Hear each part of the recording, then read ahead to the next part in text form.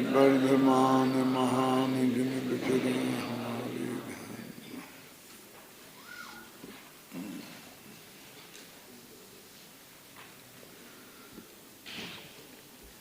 193 नाम का कलश चलेगा 144वीं गाथा के बाद 93 कलश नंबर 93।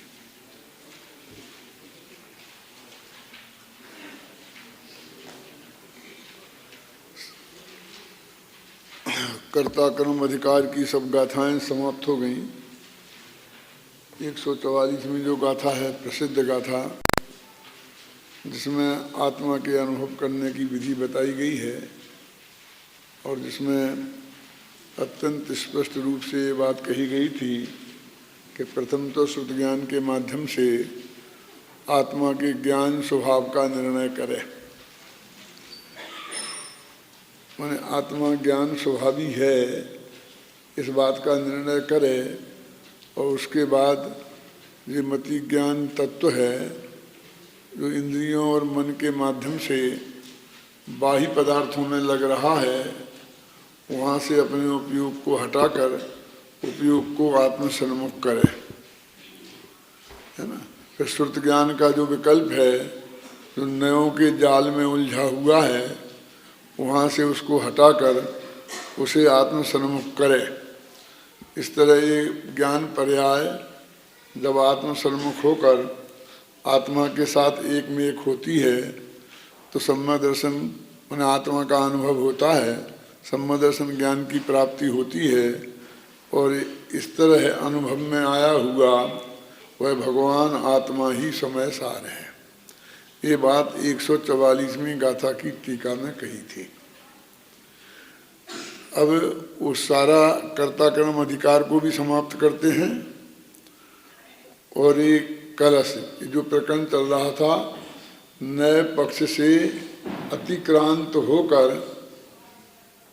समय सार का समय सार बनने का प्रकरण। ये समय सार माने भगवान आत्मा, समय सार माने सम्यक दर्शन ज्ञान को कैसे प्राप्त करता है तो नए पक्षातिक्रांत होकर प्राप्त करता है।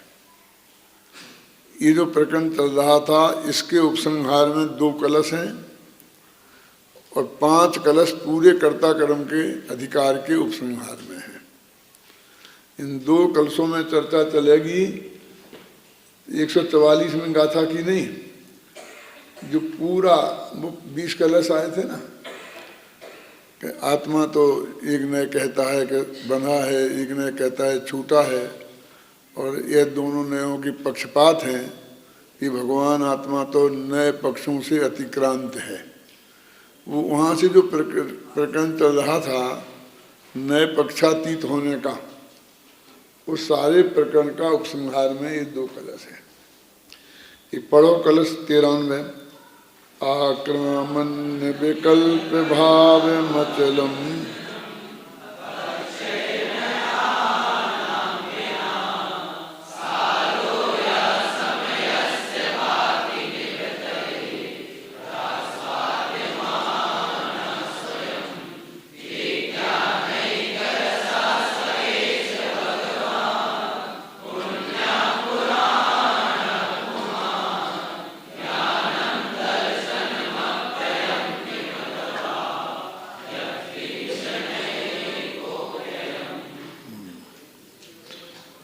यह पुण्य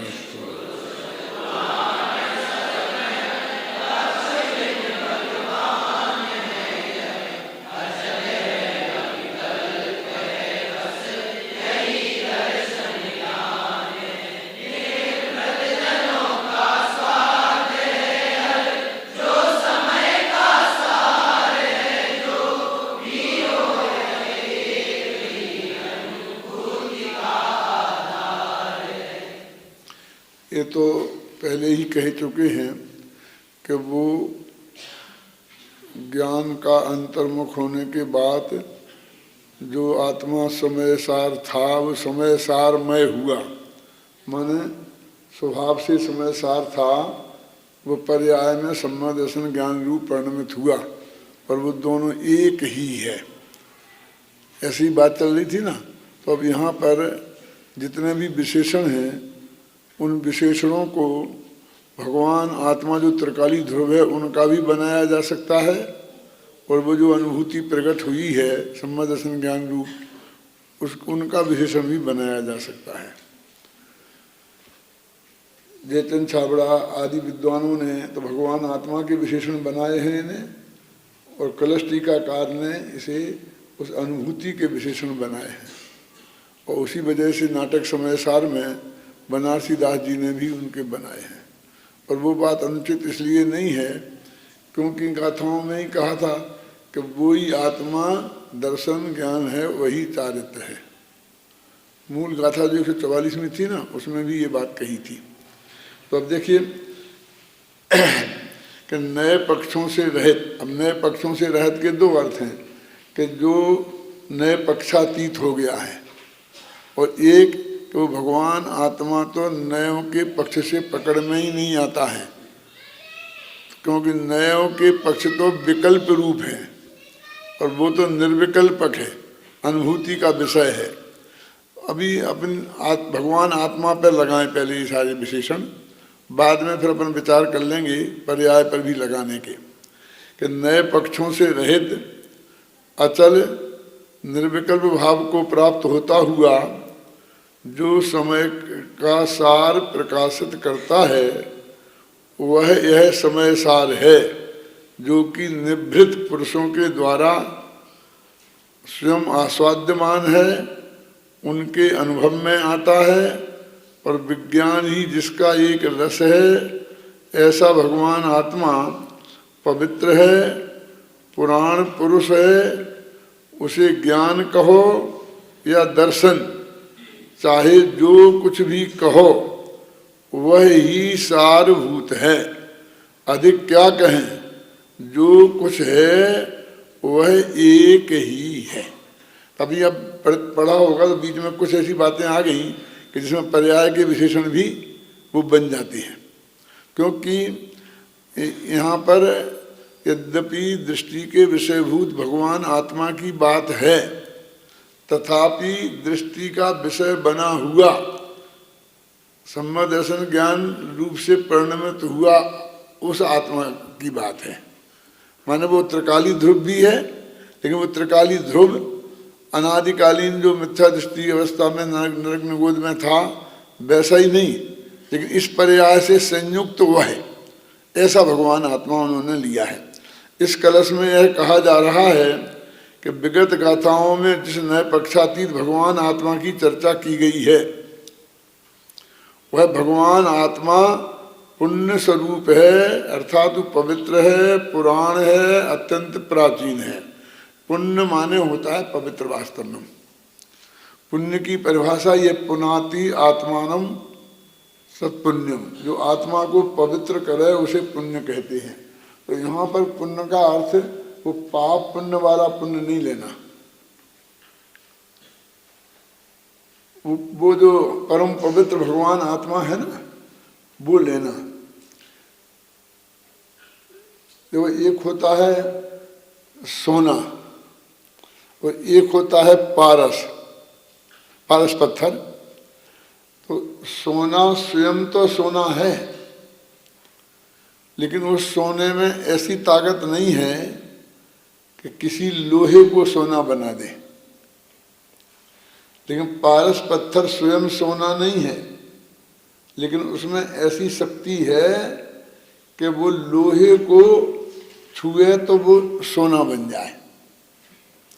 तो यहाँ पवित्र कैसा पवित्र?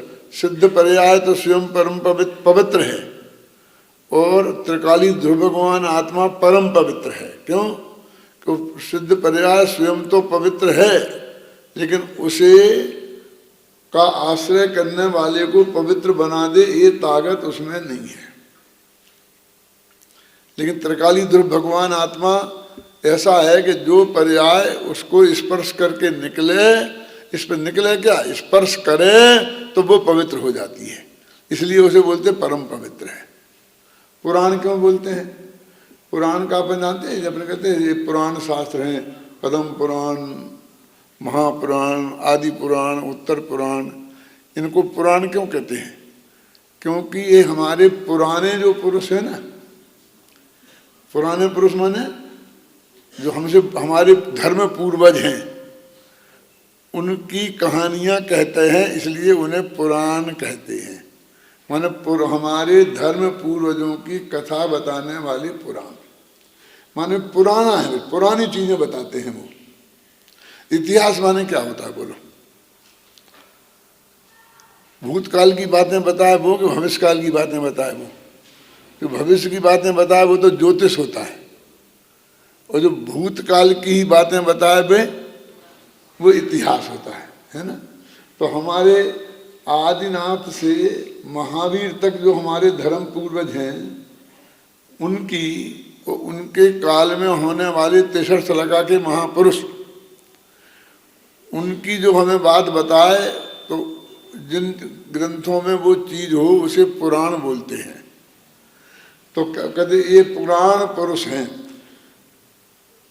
जैसे अपन बोलते हैं ना भगवान महावीर, तो ऐतिहासिक पुरुष है, महापुरुष है। ऐतिहासिक महापुरुष है माने उनने, इतिहास ने उन्हें स्वीकार कर लिया है कि वे महावीर की सत्ता हुई है। इतिहास आदिनाथ को नहीं मानता, अजितनाथ को नहीं मानता। वो कहता हमारे पास कोई प्रमाण नहीं है कि आदिनाथ और अजितनाथ हुए थे, महावीर के बारे में है। तो वे ऐतिहासिक महापुरुष हो गए। फिर धीरे धीरे हम पार्श्वनाथ तक पहुंच गए कि पार्श्वनाथ भी थे, ऐसा इतिहास वालों ने मान लिया। फिर और थोड़े पीछे बढ़े तो नेमिनाथ तक पहुंच गए, और नेमिनाथ के आगे इतिहास हाथ खड़े कर देता है। क्या वैसे नेमिनाथ तक इसलिए पहुंच गए क्योंकि वो श्री कृष्ण के भाई थे, और चूंकि जब श्री कृष्ण तक पहुंच गए तो नेमिनाथ तक पहुंच गए। समझ गया ना? अब वो कहते हैं कि बाकी हमारे जो तीर्थंकर हैं, ये आज के विद्वान यूनिवर्सिटी वाले कहते हैं वो पौराणिक हैं। पौराणिक का मतलब समझे कि पुराणों में उनकी कहानियां मिलती हैं, इतिहास ने उन्हें स्वीकार नहीं किया। तो जो हो गए ऐतिहासिक महापुरुष और वे हो गए पौराणिक। हमारे विद्वान भी बड़े गौरव के साथ इस बात को कहने लग गए हैं कि हमारे 3 तीर्थंकर इतिहास मान्य हैं। ये बात जिस तरीके से वो कहते हैं, वो तरीका मेरी दृष्टि में इतना अपमानजनक है। यानी इतिहास ने जिनको स्वीकार कर लिया वे तो थे, माने सच्चे थे ऐसे, और बाकी तो पुराण पुरुष हैं, अपने किंवदंतियां हैं, माने हमारे पुराणों में लिखा है इसकी कोई गारंटी नहीं है। इस टोन में बात की जाती है वो। वैसे हमें तो कोई एतराज नहीं है, इतिहास ने उन्हें नहीं जाना, लेकिन ये तो इतिहास की कमजोरी है ना कि हमने इतिहास को कमजोर नहीं मजबूत माना, और इतिहास ने भी जिनको मान लिया वे हमारे लिए बहुत अधिक महत्वपूर्ण हो गए, और जिन्हें इतिहास ने नहीं माना कि पुराणों की गप्पे हैं, ऐसा लगता है उसमें कि ऐसा कह रहे हैं वो। उसके बारे में मैं थोड़ा कहना चाहता हूँ, क्योंकि वो प्रकरण ये ऐसे छोड़ देने लायक नहीं है। क्योंकि इतिहास कैसे लिखा जाता है? इतिहास का मेन आधार क्या है बोलो? इतिहास का सबसे बड़ा आधार तो है पुरातत्व। ये पुराने जो हमारे शिलालेख मिलते हैं ना, उन शिलालेखों के आधार पर इतिहास लिखा जाता है। दूसरा आधार है कि वो चीज़ें जो पुराने हमारे लिखित रूप से चीज़ें मिल जाती हैं ना मंदिरों में, शास्त्रों, पुराना साहित्य है ना, वो चाहे वो पृथ्वीराज रासो हो, चाहे मतलब जैन शास्त्रों से ही मतलब नहीं है, चाहे वो मुसलमानों की भी कोई कहानी हो, पुरानी किताब है, उसमें कुछ लिखा है यहाँ वहाँ से। ऐसी चीज़ों को इकट्ठा करके फिर वे इतिहास बनाते हैं। कौन लिखते हैं? कि जो 7 व्यसनों में पारंगत होते हैं वे विद्वान लोग, जिन्हें यूनिवर्सिटियों में मान्य होता है ना, जिनका कोई मतलब जैनाचार्य के हिसाब से जिनका कोई आचरण नहीं होता, तो वे जमीन में गड़े हुए पत्थर के टुकड़े, जिन्हें आप शिलालेख कहते हो, वे किसने लिखाए थे? उन राजाओं ने जिनका राज्य था, तो वे राजा भी कैसे थे? क्यों? उनका भी एक आध व्यसन का त्याग था। माने वे उन राजाओं द्वारा खुद लिखाए गए, तो जो जीत गए उनका राज्य हो गया, वे राजा हो गए, और जो हार गए वे तो जेल में पड़ गए, मर गए। तो वे तो अपने पक्ष में ही लिखाएंगे ना, सामने वाले को तो खोटा ही बताएंगे कि नहीं है? उस राजा के राज दरबार में रहने वाले कवि ने वे महाकाव्य लिख दे,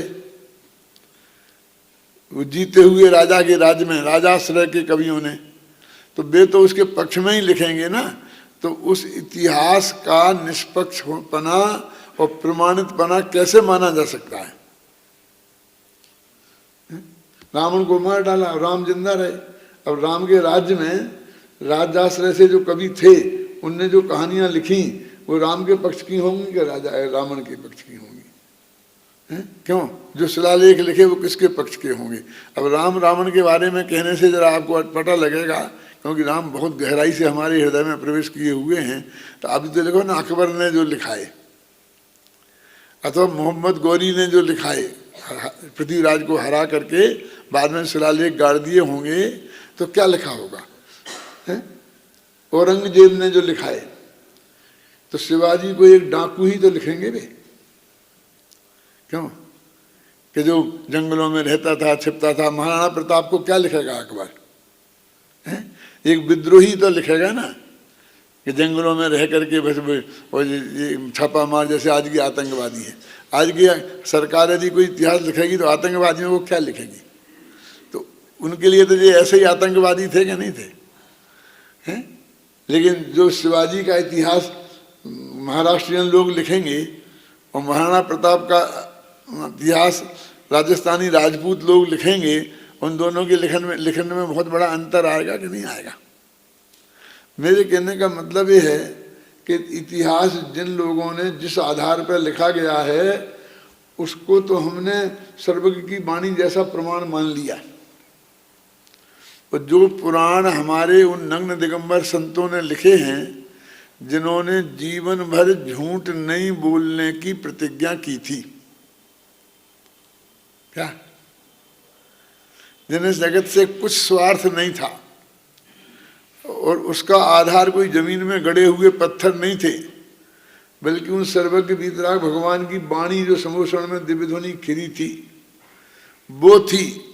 और उनकी परंपरा से, आचार्य परंपरा से जो ज्ञान उनको प्राप्त हुआ था, वो था। जिनने तर्क की कसौटी पर कसकर उसे स्वीकार किया था, वो था। तो वो हमारे लिए अप्रमाण हो गया। ये हम कैसे स्वीकार कर सकते हैं? जैसे दिगंबर धर्म में, कि जैन धर्म में श्रद्धा है, वो उस इतिहास को उन पुराणों के सामने अधिक महत्व कैसे दे सकता है?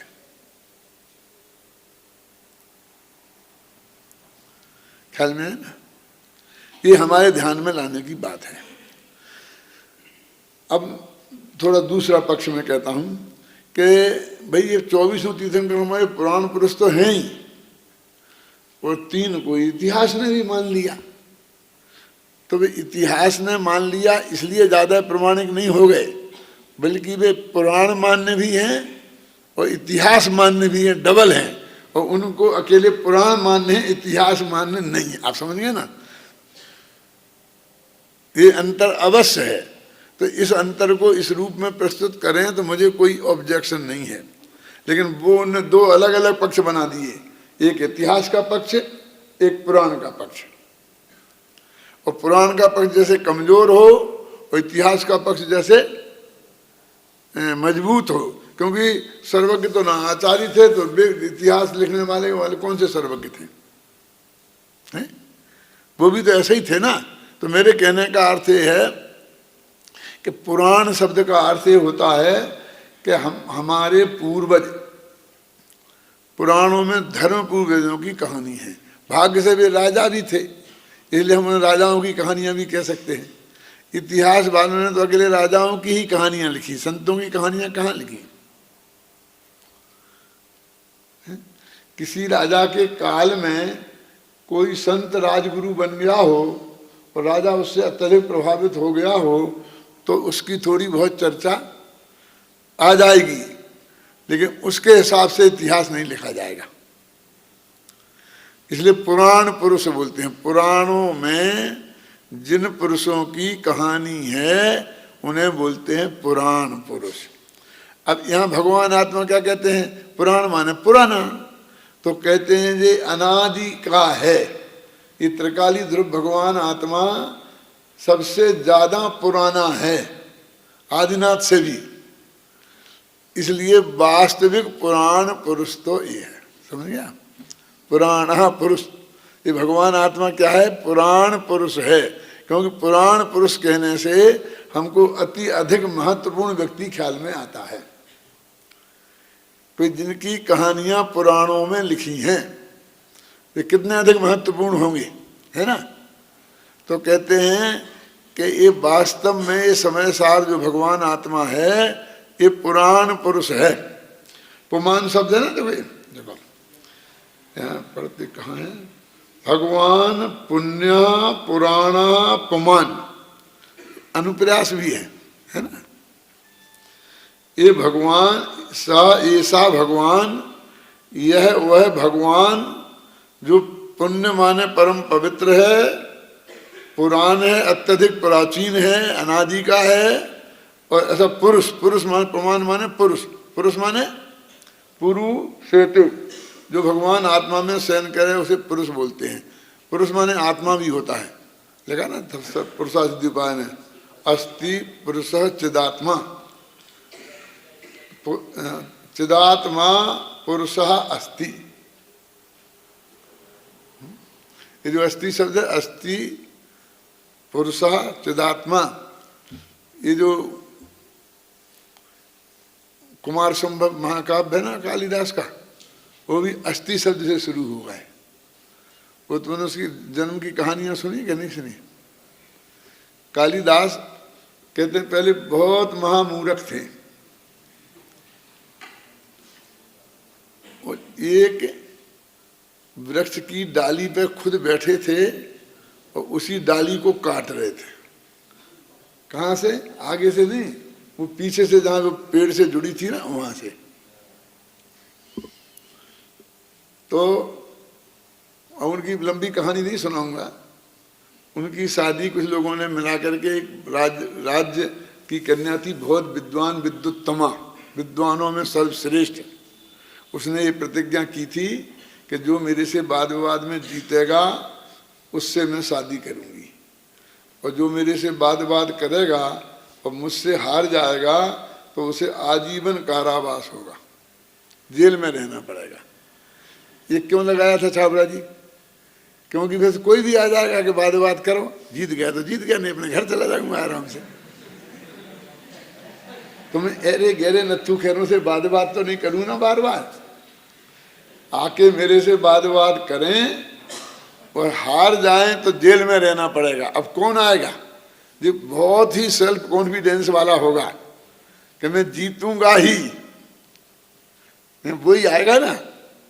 ऐसे सैकड़ों विद्वान आए और उससे वाद विवाद करके हार कर जेल में बंद हो गए थे। तो जो वो पैनल होता था ना, डिसीजन लेने वाला, कौन हारा कौन जीता, परीक्षक, वो तो विद्वानों का ही ग्रुप होता था ना।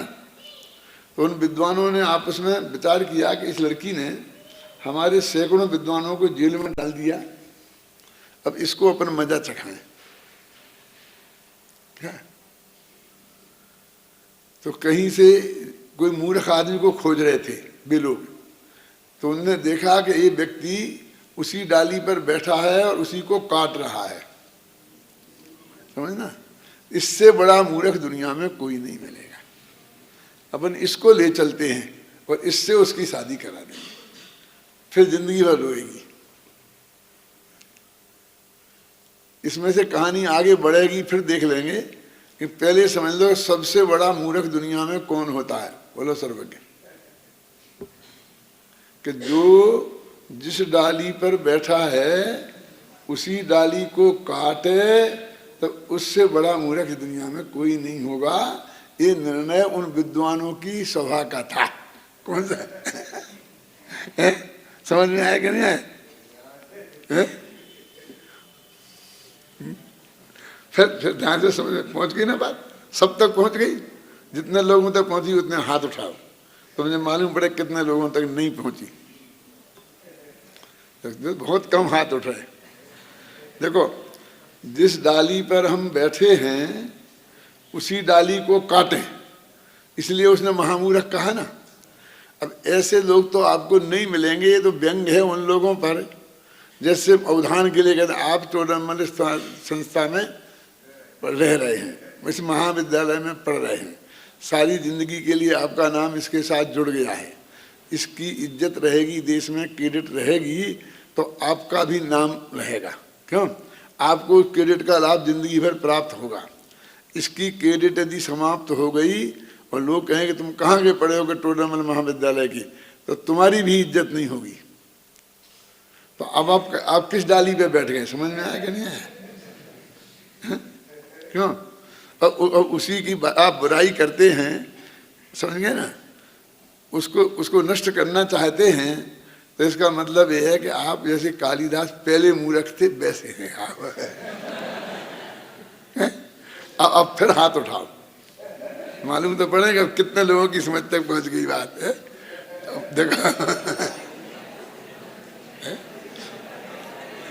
बहुत मार्मिक सिद्धांत है।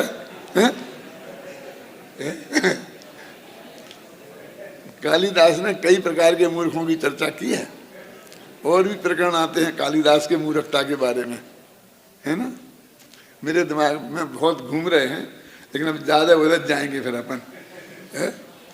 तो उनने मिल करके जाके कहा कि चलो हम तेरी राजा की लड़की से शादी कराते हैं। कि मुझे नहीं करना। कि नहीं तुझे क्या कहना, तुम तो कुछ मत करना। उसका ऐसी प्रतिज्ञा है कि बाद जो करेगा, जो हार जाएगा तो जेल में, और नहीं तो शादी हो जाएगी। कि मैं तो विद्वान हूँ ही नहीं, मूर्ख हूँ, मैं तो जेल में रहना मुझे है नहीं, मुझे नहीं करना। जबरदस्ती पकड़ के उसे लाए कि हम न्यायाधीश तो हम है ना, हम जिताएंगे, तू चिंता मत कर, तू तो बोलना ही मत, इशारों ही में बात करना, फिर हम निपट लेंगे। बाद हुआ तो उन्होंने कहा इनका मौन है, ये बोलेंगे नहीं, विद्वान है, लेकिन आपको जवाब देंगे। आप प्रश्न करो, जवाब देंगे, वे प्रश्न करेंगे, जवाब दो। तो लड़की ने प्रश्न किया। क्या समझ में आया प्रश्न क्या? नहीं। लड़की ने एक उंगली बताई। तो अब वो मूर्ख था, बोलने का तो मनाही थी।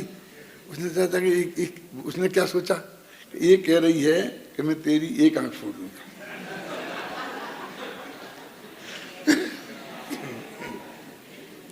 तो उसने दो बता दी कि तू मेरी एक फोड़ेगी तो मैं तेरी दो।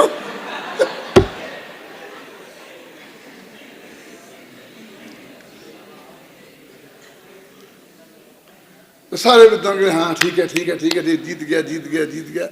जवाब हो गया कि क्यों, क्या हुआ? कि उस लड़की का प्रश्न था कि सर्वम खलुमिदं ब्रह्मा नेह नानास्ति किंचना। ये जगत में एक ईश्वरवाद है, अद्वैतवाद है, बस एक ब्रह्म है और दूसरा कुछ नहीं है, ऐसा है। तो इनका जवाब है कि नहीं, एक ब्रह्म है और एक माया है।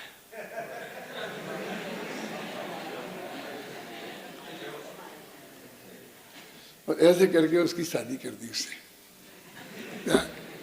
शादी कर दी। बोल अब वो समझी बहुत बड़े विद्वान हैं, बातचीत करें, कुछ बोला ही नहीं। तो धीरे धीरे 1-2-4 दिन में समझ में आ गया कि ये बिल्कुल मूर्ख है, कुछ समझता नहीं है। तो धक्का मार के घर से निकाल दिया। ये यहाँ भटकते रहे। तो उनके यहाँ कहानी है कि इसने अंत में इसने प्रतिज्ञा की कि मैं विद्वान बन के ही अब लौटूंगा घर पे। और फिर उसने काली देवी की आराधना की और काली देवी के प्रताप से वो विद्वान बन गया। और फिर वो अपने घर आया तो उसने जो किवाड़ खटखटाया ना अपने घर की, तो संस्कृत में बोल करके उसने बोला, क्या मतलब उसे बुलाया, जगाया।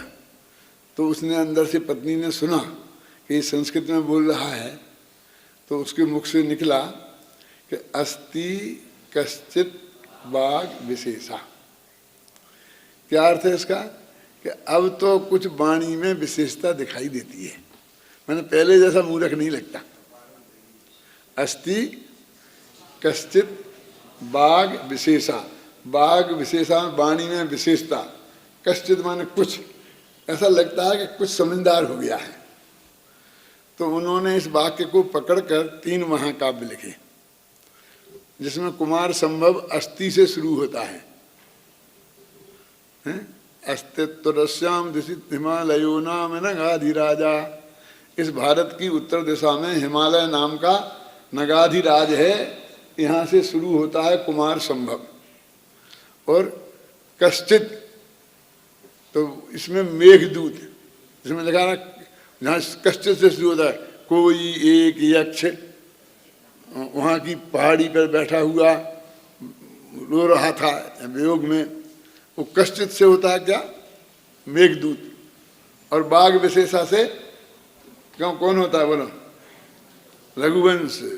बाघार्थ गाता ना, बाघ वाणी का जिसमें देवी है ना। तो इस तरह से 3 महाकाव्य 3 वाक्यों के आधार पर लिख दिए। वो भी अस्थि से शुरू होता है और ये भी अस्थि से शुरू होता है। क्या अपन पढ़ रहे थे? पुराण है ना, भगवान एष भगवान आत्मा पुण्य पुराण पुमान, यानी प्राचीनतम अनादि का भगवान। पुमान माने आत्मा, ये भगवान आत्मा अनादि का सबसे प्राचीन है। और जो नया नाम पक्ष ही बिना, जो नए पक्ष के बिना, नए पक्षों से जो पकड़ में नहीं आता, जो अचल है और अविकल्प भाव वाला है, माने निर्विकल्प भाव वाला है, ऐसा भगवान आत्मा जो सारो या समय का जो सार है, ऐसा भगवान आत्मा जो भांति माने शोभायमान होता है। कहाँ? निवृत्ति आस्वाद्य माना स्वयं, जगत से जिन्होंने निवृत्ति ली है, ऐसे पुरुष जो निरंतर उस भगवान आत्मा का स्वाद लेते हैं। क्या? विज्ञान ही है एक रस जिसका, ऐसा है भगवान आत्मा ही। ज्ञानम माने ज्ञान है, दर्शनम माने दर्शन है, अथवा अधिक क्या कहें, जो कुछ है एकमात्र वह ही है। माने जिस भगवान आत्मा का हमने 144 गाथाओं में वर्णन किया, अथवा नए जो नए पक्षातीत है, जो ऐसा भगवान आत्मा, वो ही एक महान है। उसी को दर्शन कहो, उसी को चारित्र कहो, ज्ञान कहो, जो कुछ कहना है, बस वो एकमात्र वो ही है। देखो पिछली गाथा निकालो, गाथा में भी ये बात है।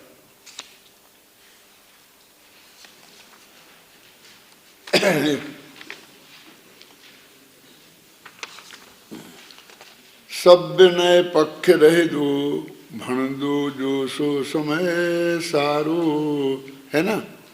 फिर सम्मदन शरणानम ईशूल है दत्ति भवे देशम, जिसे सम्यक दर्शन और सम्यक ज्ञान, यह विविदेश माने यह नाम भी दिया जाता है। उसी समय सार को सम्यक दर्शन और सम्यक ज्ञान ये नाम भी दिया जाता है। ऐसा वह समय सार सर्व नए पक्षों से रहित है। बस इस गाथा का उपसंहार है ना। इसकी हिंदी पढ़ना हो पढ़ लो, कहाँ है?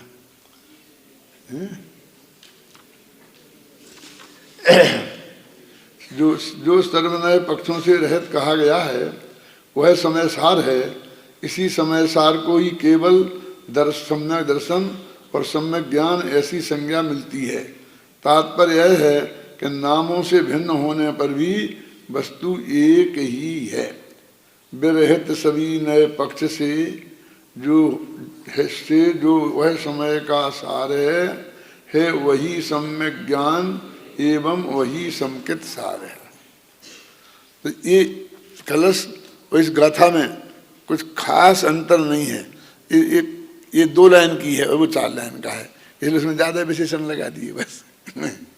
बात तो वही है, माने इतनी सी बात है कि वो शुद्ध आत्मा है, वही सम्यक दर्शन है, वही सम्यक ज्ञान है अभेद से।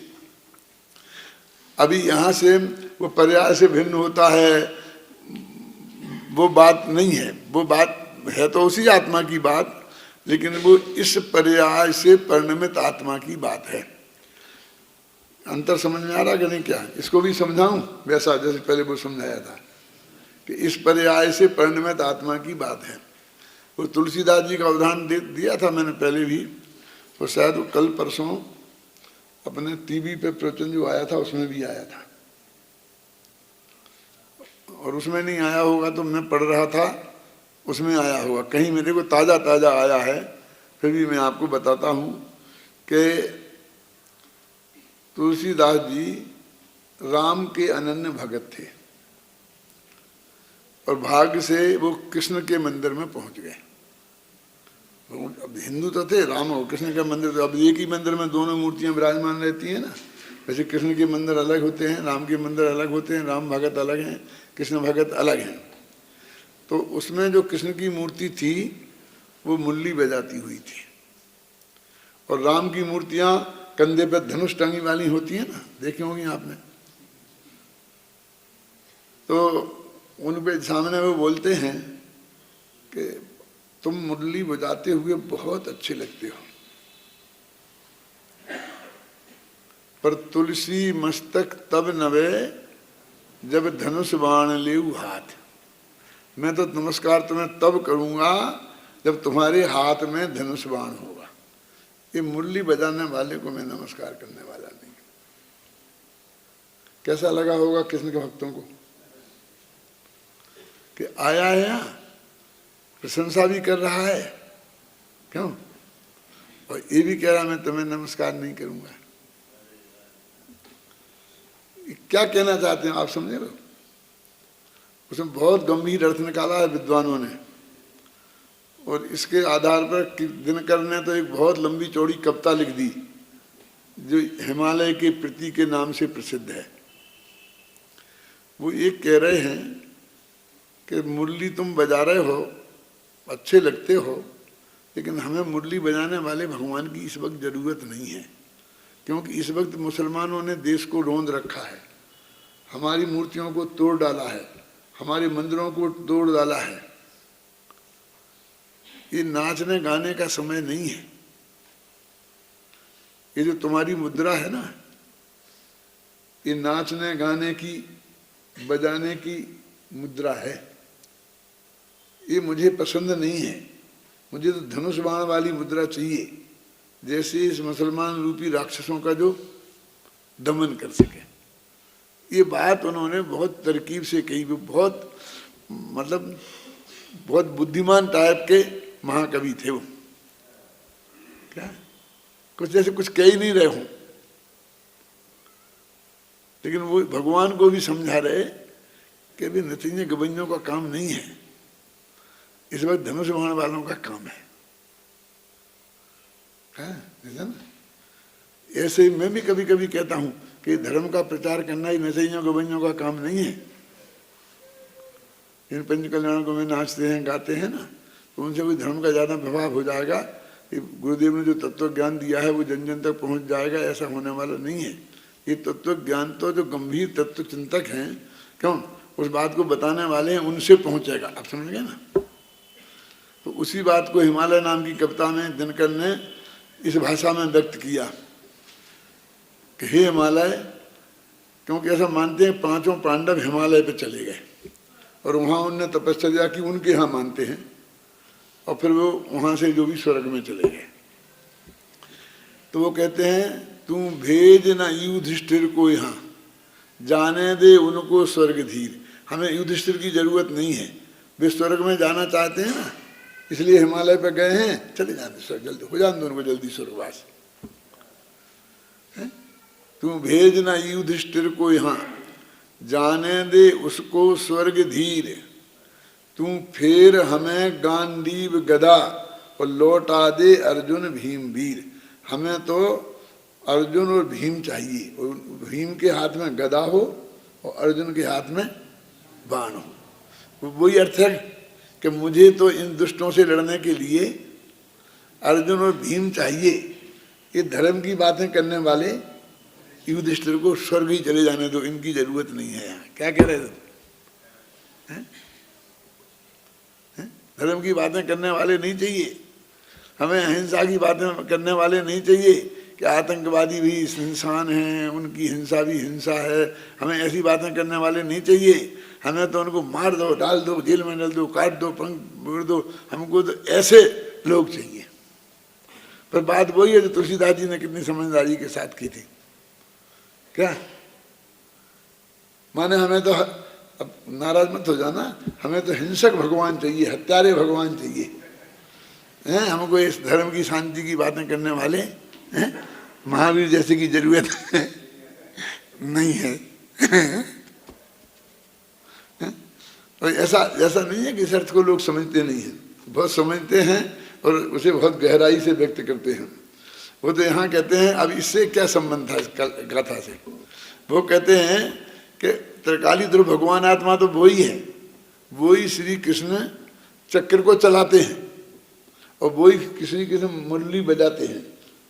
समझ गए आप? लेकिन हमको मुरली बजाने वाले नहीं चाहिए, वो चक्र वाले चाहिए। समझ गए आप? क्योंकि अभी हमें आवश्यकता इसकी है। तो वो यहाँ कह रहे हैं कि भगवान आत्मा तो वो ही है, लेकिन मिथ्या के दर्शन ज्ञान चारित्र रूप से परिणमित, किसी न किसी पर्याय से परिणमित तो होगा ही ना। और इन दो में से या तो सम्यक दर्शन ज्ञान चारित्र रूप परिणमित होगा या मिथ्या दर्शन ज्ञान चारित्र रूप परिणमित होगा। पर्याय से खाली तो वो होगा नहीं ना। तो सम्यक दर्शन ज्ञान चारित्र पर्याय से परिणमित आत्मा उसकी वो समय का सार है। क्या वो असली आत्मा है? वो इस कलश में ये बात कहते हैं। देखो इस कलश में यह कहा जा रहा है कि विगत गाथाओं में जिस नए पक्षातीत भगवान आत्मा की चर्चा की गई है वह भगवान आत्मा पुण्य स्वरूप है, अर्थात पवित्र है। जो मैंने बताया वो सब इसमें लिखा है, बहुत शुद्ध एकदम अच्छी भाषा में। पुराण है अर्थात अत्यंत प्राचीन है। आ गया ना अर्थ? देखो पुण्य स्वरूप है अर्थात पवित्र है, पुण्य का अर्थ पवित्र। पुराण है अर्थात अत्यंत प्राचीन है, अनादि अनंत है। ये अत्यंत प्राचीन का ही अर्थ है। पुराण माने अनादि अनंत है। पुमान है अर्थात पुरुष है, माने पौरुष से युक्त है, अनंत गुण वाला है, अचल है अर्थात अपने स्वरूप से कभी चलायमान नहीं होता। देखो अर्थातु कह के हर एक शब्द की मैं आपको व्याख्या की है। ऊपर के पैरा में भी यही बात है। ऊपर के पैरा में सीधा एक आपको अन्वय से अर्थ जैसा कर दिया है और इस दूसरे पैरा में उसी के एक एक विशेषण का क्या अर्थ है ये खोला है। समझ रहे हैं लिखने का क्या? मैंने उसी पैरा को वो जो 6 लाइन का था ना ये 10 लाइन का हो गया, तो कैसे हो गया? समझ गए दादा? ख्याल में है ना? फिर पढ़ता हूँ। देखो इस कलश में यह कहा जा रहा है कि विगत आत्माओं में जिस नए पक्षातीत आत्मा की चर्चा की गई है वह भगवान आत्मा पुण्य स्वरूप है अर्थात पवित्र है, पुराण है अर्थात अत्यंत प्राचीन है, अनादि अत्यंत प्राचीन माने अनादि अनंत है, पुमान है अर्थात पुरुष है माने पौरुष से युक्त है, माने अनंत गुण वाला है, अचल है अर्थात अपने स्वरूप से कभी चलायमान नहीं होता और अविकल्प भाव रूप है अर्थात निर्विकल्प चैतन्य वस्तु रूप है, माने विकल्प जाल में उलझने वाला नहीं है, विकल्पों से प्राप्त होने वाला नहीं है। ये एक पैरा है वहां से यहाँ तक, फुल स्टॉप यहाँ आया है, ठीक है ना? और हर विशेषण का अर्थ अत्यंत सरल भाषा में अत्यंत संक्षिप्त शब्दों में बता दिया है। शुद्ध भाव रूप निर्विकल्प भाव रूप परिणमित हुआ विज्ञान ही है एक रस जिसका, जो ना निर्विकल्प भाव रूप परिणमित हुआ लिखा ना, परिणमता हुआ माने वो पर्याय आ गई ना। विज्ञान ही है एक रस जिसका, और जो निभृत पुरुषों द्वारा का क्या अर्थ है? आत्मानुभवी ज्ञानियों के द्वारा। आस्वाद्यमान है, आस्वाद्यमान है माने अनुभव के योग्य है, माने जो अनुभव का विषय है, ऐसा वह भगवान आत्मा ही दर्शन है, ज्ञान है। इसका क्या अर्थ है? सम्यक दर्शन है, सम्यक ज्ञान है। अधिक क्या कहें, जो कुछ भी है वह एक आत्मा ही है। ये जो पूरा पैरा है शांति जी बहुत सुगठित है, इसमें एक शब्द को हिला नहीं सकते आप यहाँ से वहाँ, तो पूरे का भाव वो अत्यंत संक्षेप में स्पष्ट कर देता है। आप वैसे पढ़ जाओ तो इसमें कुछ पता नहीं चलेगा। हर दफे अर्थात अर्थात क्यों लिखा? अर्थात अर्थात से उस शब्द का वही अर्थ किया है। अर्थात माने क्या होता है? क्यों? अब अर्थात अपन अथवा के अर्थ में करते हैं ना, अर्थात इसका अर्थ यह है, यही तो है। अर्थ जो हम कह रहे उसका अर्थ, अर्थात माने ये अर्थ है उसका, जो कह रहे हैं उसका ये अर्थ है। इस प्रकार यह कलश सुनो दृष्टि के विषयभूत सम्यक दर्शन चारित्र के एकमात्र मूलाधार भगवान आत्मा की महिमा बताने वाला कलश काव्य है। इस कलश का भाव स्पष्ट करते हुए पांडे राजमल जी लिखते हैं। अब देखो ये राजमल जी कुछ अलग अर्थ करते हैं, मैंने बताया था ना ऊपर, तो अपन ने लिख दिया ना कि एकमात्र मूलाधार भगवान आत्मा की महिमा बताने वाला है। अब ये भावार्थ इस प्रकार है कि जितना नय है उतना श्रुत ज्ञान है। श्रुत ज्ञान परोक्ष है और अनुभव प्रत्यक्ष है, इसलिए श्रुत ज्ञान बिना जो ज्ञान है वह प्रत्यक्ष अनुभवता है। अब क्या कहें? राजमल जी जो टीका है, राजमल जी की इन विशेषताओं के कारण भी स्वामी जी इन पे लट्टू हुए थे। बाकी तो उसकी भाषा ऐसी है, ये भाषा तो फूलचंद जी ने बहुत खड़ी कर दी है। पहले मूल भाषा पढ़ो तो भगवान ही मान लेके ऐसी है, और लेकिन उसकी महिमा इसलिए है क्योंकि वो सबसे पुराना गद्य है हिंदी साहित्य में पूरा, और उस जमाने के और बाकी के गद्य को उठा के देखो उससे 100 गुना अच्छा है। मैंने एक लेख लिखा था जो राजस्थान विश्वविद्यालय से छपा था पहले, कैला उसके पंडित थे ना काशीबाल जी, वो उसके वो थे कि हिंदी गद्यकारों का, हिंदी गद्यकार, हिंदी जैन गद्यकार, वो लेख कहीं पढ़ा है, लेकिन जैसा मैंने लिखा था उसे काट पीट के उन्होंने आधा कर दिया पूछे, लेकिन वो अभी भी है, कोई किताब में छपा है। तो उसमें मैंने इन पांडे राजमल जी को हिंदी गद्य का फाउंडर और पंडित टोडरमल जी को परमार्जित गद्य का, उस समय का जब और जितना गद्य लिखा गया उससे सबसे बढ़िया गद्य टोडरमल जी का मोक्ष महाप्रकाशक में है। उस काल के जो गद्य लिखे गए ना हिंदी में, हिंदुओं में, अपने जैन धर्मों की बात नहीं कह रहा हूं मैं, वो 200 ब्राह्मणों की वार्ताएं ऐसी कुछ कहानी जो है सो है, जो है सो है, ऐसे लिखे हुए हैं, उनमें सबसे बढ़िया गद्य है। भावार्थ इस प्रकार है कि जितना नय है उतना श्रुत ज्ञान है। इसका मतलब क्या हो गया कि श्रुत ज्ञान नए नए नए नए रूपी है। श्रुत ज्ञान है प्रमाण, और श्रुत ज्ञान प्रमाण के भेद हैं नए। तो कहते हैं जितना नए है वो सब श्रुत ज्ञान है, मतलब श्रुत ज्ञान नए ज्ञान के बिना होता ही नहीं, ऐसा अर्थ है उसका। श्रुत विकल्पा नया, नए चक्र जिनने पढ़ा है उनमें आया ना कि श्रुत माने श्रुत ज्ञान के, विकल्प माने भेदों को नए कहते हैं, श्रुत विकल्पा नया। और श्रुत ज्ञान परोक्ष है, मोती से तो प्रत्यक्ष है ना, और वो कहते हैं अनुभव तो प्रत्यक्ष है। इसलिए श्रुत ज्ञान बिना जो ज्ञान है, अब श्रुत ज्ञान के बिना जो ज्ञान है वह प्रत्यक्ष अनुभवता है, माने वो नए पक्षों से अतीत करके है ना, नए पक्ष ही बिना ना, ऐसा अर्थ किया ना।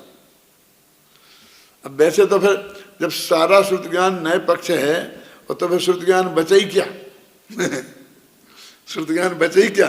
वो काय का विषय है। लेकिन वो जो भाषा है इनकी ऐसी पूरी तरह व्यक्त नहीं कर पा रहे। वो कहते हैं कि मति ज्ञान और श्रुत ज्ञान, मति ज्ञान इंद्रियों और मन के निमित्त से काम करता है और श्रुत ज्ञान नयों के विकल्प रूप है। लेकिन मति ज्ञान इंद्रिय नयो नहीं हो, इंद्रियों मन से काम नहीं लेवे और नयों के विकल्प नहीं हो तो भी मति और श्रुत ज्ञान तो रहेंगे ना, क्योंकि वो तो अनादिकाल से आत्मा के साथ है ना। क्या वो तो अनादिकाल से आत्मा के साथ है ना, तो वो क्यों नहीं रहे? कहाँ जाएंगे? वो तो रहेंगे ना।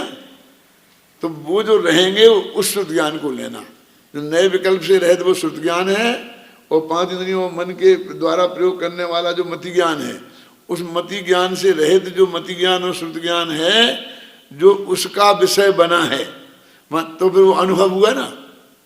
तो वो कहते उस अनुभव को अनुभव प्रत्यक्ष कहते हैं। वो अनुभव प्रत्यक्ष है। इसलिए श्रुत ज्ञान बिना जो ज्ञान है वह प्रत्यक्ष अनुभवता है।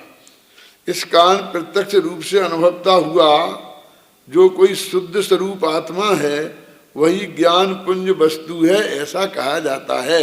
यहाँ मति ज्ञान श्रुत ज्ञान वाला तो लेना, लेकिन नयों के विकल्प वाला श्रुत ज्ञान मत लेना और इंद्रियों और मन के द्वारा होने वाला मति ज्ञान नहीं लेना। और ऐसे श्रुत ज्ञान और मति ज्ञान का विषय जो है प्रत्यक्ष आत्मा का अनुभव करने वाला, ऐसा आत्मा लेना। अब ये जो अर्थ है ना, इसका नाटक समय सार में बनारसी दास ने जो अर्थ समझा था, उन्होंने जो अर्थ लिखा है वो अपन कल पढ़ेंगे तो अपने ख्याल में आएगा कि उनने क्या अर्थ निकाला। अब ये बात काफ़ी गंभीर है, समझे ना। ये जो अर्थ है कि निकालना वो काफ़ी गंभीर है, क्योंकि दोनों तो अभी तो जो लोग स्वाध्याय करते हैं उनकी समझ में ही नहीं आता कि बनारसी दास का कलश भी पढ़ लेंगे, ये भी कलश भी पढ़ लेंगे, जयचंद जी का अर्थ भी पढ़ लेंगे, वो कलश टीका का भी पढ़ लेंगे और बनारसी दास का भी पढ़ लेंगे और उनमें कुछ अंतर कहा है वही समझ में नहीं आता, और ये भी एक ही कहा है ये भी समझ में नहीं आता। लेकिन ऐसा मानते हैं ना कि एक ही कहा होगा, एक का अर्थ अलग अलग कैसे होगा, लेकिन बारीकी में जाएंगे तो दोनों में अंतर है। और वो क्या अंतर है और वो अंतर ऐसा क्यों है और फिर वो वास्तविक रूप से क्यों नहीं है, दोनों का अर्थ एक क्यों है, इतनी बात सब अपन को इसमें पढ़ के समझनी है। अभी तुम इसको पढ़ के लाना। कल से अपन कलशों का पाठ भी करेंगे और फिर ये जो हिस्सा है ना पूरा, इसका अर्थ जो इसमें बताया गया है उसे पढ़ के लाना।